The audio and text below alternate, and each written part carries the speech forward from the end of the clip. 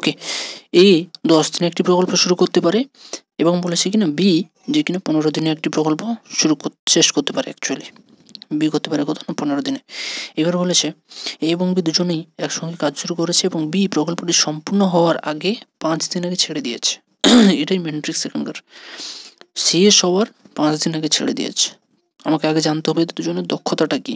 তার জন্য কি করতে হবে, 10 আর 15 এলসিএম বের করি। সো 10 আর 15 যদি এলসিএম বের করি সেটা কত হয়, 5 2 10, 5 3 5 10 3 30। তো তাদের দক্ষতাটা দেখো তাহলে, 10 3 30, 15 2 30। ওকে, এইবার দেখো এর দক্ষতা 3, মানে এ একদিনে করে 3 ইউনিট কাজ, বি একদিনে করে 2 ইউনিট কাজ। ক্লিয়ার? বি যে কিনা কাজটি শেষ হওয়ার 5 দিন আগে ছেড়ে দিয়েছে, সেই 5 দিনে দেখো বি এর কতটা কাজ হতো।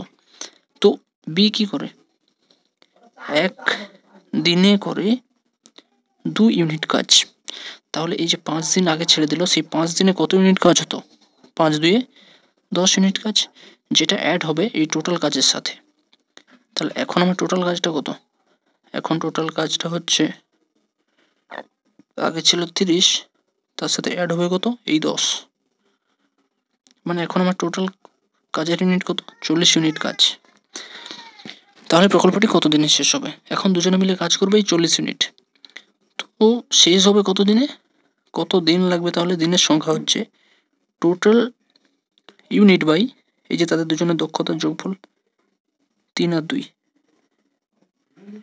তাহলে 40/5 মানে কত, 8 দিনে শেষ হবে। Option number C is our right answer. হলো, এর দক্ষতা 3, বি এর দক্ষতা 2, এবং ওটা খুবই ইম্পর্টেন্ট, এখানে 8 দিন অ্যান্সার হয়ে গেল।